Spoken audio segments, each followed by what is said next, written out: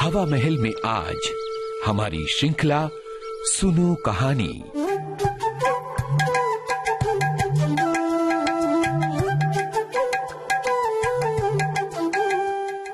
हवा महल में आज सुनो कहानी, इसके अंतर्गत मुंशी प्रेमचंद की कहानी मां का चौथा और अंतिम भाग हम आपको सुनवा रहे हैं। वाचक स्वर ममता सिंह, प्रस्तुतकर्ता हर्षवर्धन गवई।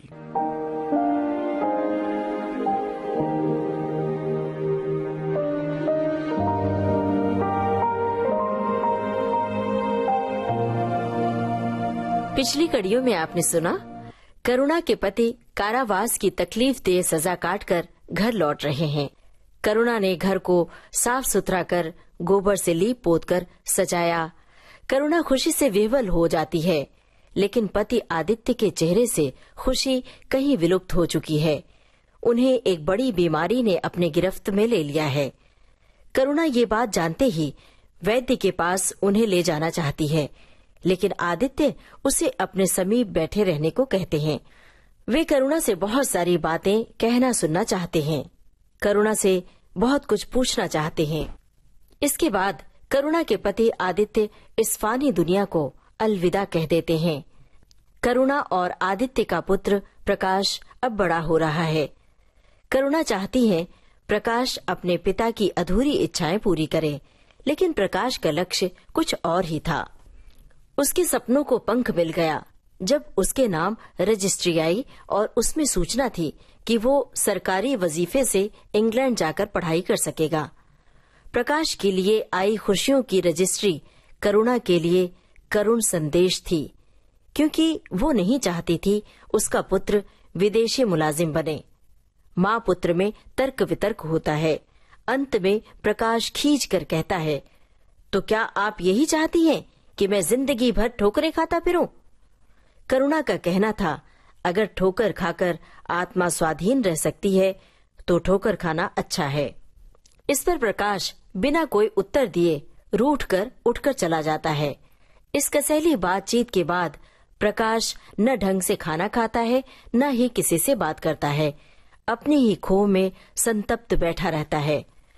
माँ करुणा से अपने पुत्र का ये दुख देखा न गया। उन्हें लगा कि वे अपने पुत्र की राह का कांटा बन रही हैं, इसलिए अपना इरादा उन्होंने बदल दिया। एक सुबह बिना किसी को बताए, बिना किसी से कुछ कहे सुने तैयार होकर वे रजिस्ट्रार के ऑफिस पहुंच गईं। इधर प्रकाश बेचैन हो रहा था कि आखिर माँ गई कहाँ और इतनी देर हुई लौटी नहीं। अगली सुबह जब माँ करुणा लौटी तो उनके हाथ में एक लिफाफा था। लिफाफा देखते ही प्रकाश के चेहरे पर खुशी की लालिमा छा गई। दोनों के बीच फिर लंबी बातचीत हुई और मन मसोस कर करुणा ने प्रकाश को विलायत जाने की आज्ञा दे दी। प्रकाश सहर्ष तैयारियां करने लगा। आगे क्या होता है सुनिए इस कड़ी में।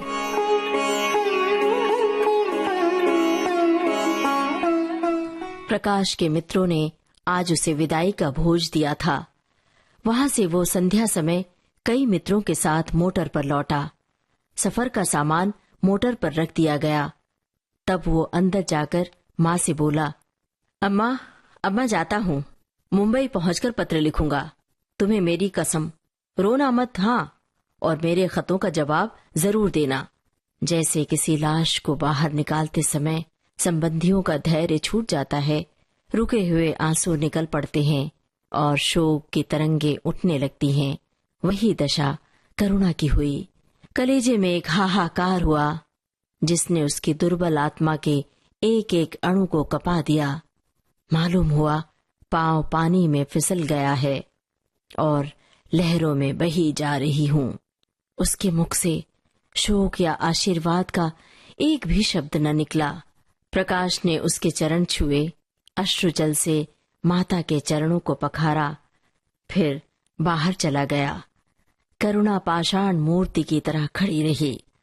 सहसा ग्वाले ने आकर कहा, बहू जी, ओ बहू जी, भैया चले गए, बहुत रोते थे।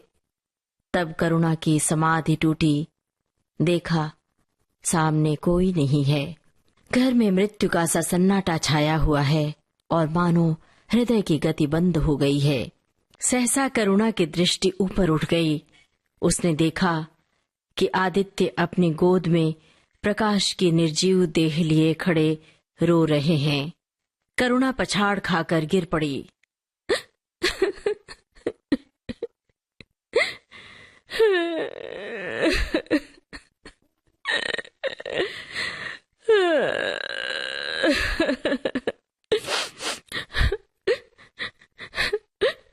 करुणा जीवित थी, पर संसार से उसका कोई नाता न था।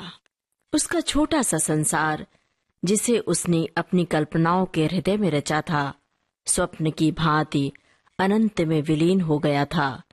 जिस प्रकाश को सामने देखकर वो जीवन की अंधेरी रात में भी हृदय में आशाओं की संपत्ति लिए जी रही थी, वो बुझ गया और संपत्ति लुट गई। अब न कोई आश्रय था और न उसकी जरूरत।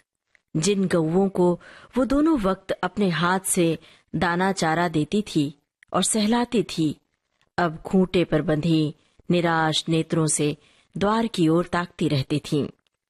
बछड़ों को गले लगाकर चुमकारने वाला अब कोई न था। किसके लिए दूध दूहे, मस्का निकाले, खाने वाला भला कौन था? करुणा ने अपने छोटे से संसार को अपने ही अंदर समेट लिया था। लेकिन एक ही सप्ताह में करुणा के जीवन ने फिर रंग बदला। उसका छोटा सा संसार फैलते फैलते विश्वव्यापी हो गया। जिस लंगर ने नौका को तट से एक केंद्र पर बांध रखा था, वो उखड़ गया। अब नौका सागर के अशेष विस्तार में भ्रमण करेगी, चाहे वो उद्दाम तरंगों के वक्ष में ही क्यों न विलीन हो जाए। करुणा द्वार पर जा बैठती और मोहल्ले भर के लड़कों को जमा करके दूध पिलाती। दोपहर तक मक्खन निकालती और वो मक्खन मोहल्ले के लड़के खाते। फिर भांति भांति के पकवान बनाती और कुत्तों को खिलाती। अब यही उसका नित्य का नियम हो गया। चिड़िया, कुत्ते, बिल्लियां, चींटे चींटियां सब अपने हो गए। प्रेम का वो द्वार अब किसी के लिए बंद न था। उस अंगुल भर जगह में जो प्रकाश के लिए काफी न थी, अब समस्त संसार समा गया। एक दिन प्रकाश का पत्र आया। करुणा ने उसे उठाकर फेंक दिया। फिर थोड़ी देर के बाद उसे उठाकर फाड़ डाला और चिड़ियों को दाना चुगाने लगी। मगर जब निशा योगिनी ने अपनी धूनी जलाई और वेदनाएं उससे वरदान मांगने के लिए विकल हो चली, तो करुणा की मनोवेदना भी सजग हो उठी। प्रकाश का पत्र पढ़ने के लिए उसका मन व्याकुल हो उठा। उसने सोचा, प्रकाश मेरा कौन है? मेरा उससे क्या प्रयोजन? हाँ, प्रकाश निशानी है जिससे तू सदैव के लिए वंचित हो गई। वो तेरे प्राणों का प्रण है, जीवन दीपक का प्रकाश, तेरे संचित कामनाओं का माधुर्य, तेरे अश्रुजल में विहार करने वाला हास। करुणा उस पत्र के टुकड़ों को जमा करने लगी, मानो उसके प्राण बिखर गए हों। एक एक टुकड़ा उसे अपने खोए हुए प्रेम का एक एक पदचिन्ह मालूम हो रहा था। जब सारे पुर्जे जमा हो गए तो करुणा दीपक के सामने बैठकर उन्हें जोड़ने लगी, जैसे कोई वियोगी हृदय प्रेम के टूटे हुए तारों को जोड़ रहा हो। हाय रे ममता, वो अभागिनी सारी रात उन पुर्जों को जोड़ने में लगी रही। पत्र दोनों ओर लिखा हुआ था, इसलिए पुर्जों को ठीक स्थान पर रखना और भी कठिन था। कोई शब्द, कोई वाक्य बीच में गायब हो जाता। उस एक टुकड़े को फिर खोजने लगती। सारी रात बीत गई, पर पत्र अभी अपूर्ण था। दिन चढ़ आया। मोहल्लों के लड़के मक्खन और दूध की चाह में एकत्र हो गए। कुत्तों और बिल्लियों का आगमन हुआ। चिड़ियां आ आकर आंगन में फुदकने लगीं। कोई ओखली पर बैठी, कोई तुलसी के चौरे पर, कोई करुणा के सिर पर। उसे सिर उठाने की भला फुर्सत कहाँ। दोपहर हुआ, करुणा ने सिर न उठाया। न भूख थी, न प्यास थी। फिर संध्या हो गई, पर वो पत्र अभी तक अधूरा था। पत्र का आशय समझ में आ रहा था। प्रकाश का जहाज कहीं से कहीं जा रहा था। उसके हृदय में कुछ उठा हुआ था। क्या उठा हुआ है? पर करुणा सोच न सकी।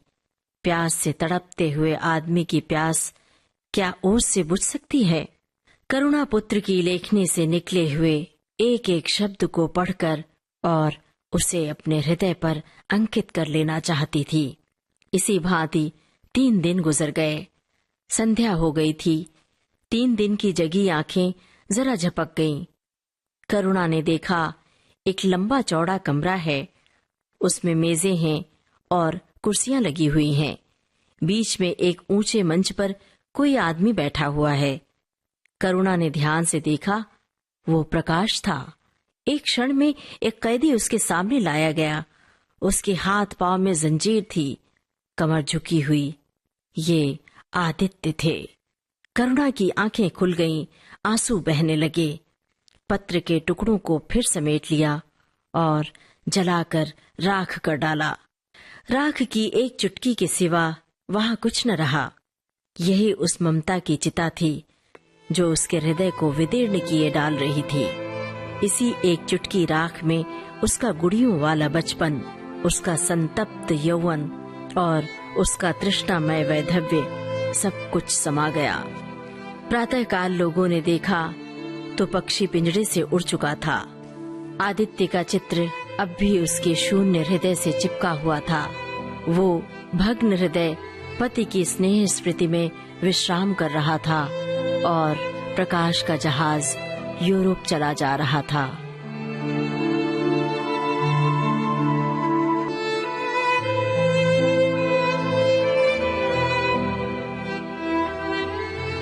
कहानी माँ का प्रथम प्रकाशन हिंदी मासिक पत्रिका माधुरी जुलाई 1929 में प्रकाशित हुई थी। मानसरोवर भाग 1 में संकलित, उर्दू रूप प्रेम चालीसी यानी उर्दू कहानी संग्रह में संकलित। दोस्तों, सुनो कहानी के अंतर्गत आप सुन रहे थे मुंशी प्रेमचंद की कहानियों की श्रृंखला। आज सीजन 1 को यही विराम दे रहे हैं। अगले हफ्ते यानी 23 दिसंबर से सुनो कहानी का सीजन 2 शुरू होगा। इसके अंतर्गत हम आपको सुनवाएंगे गुरुदेव रवींद्रनाथ टैगोर की कहानियों का वाचन। तो जरूर सुनिएगा आगामी शनिवार को हवा महल के अंतर्गत सुनो कहानी। इस श्रृंखला के अंतर्गत मुंशी प्रेमचंद की लिखी माँ इस कहानी का चौथा और अंतिम भाग भी आपने सुना। वाचक स्वर ममता सिंह, प्रस्तुतकर्ता हर्षवर्धन गवई। अब आज का हवा महल कार्यक्रम संपन्न होता है। सुनो कहानी।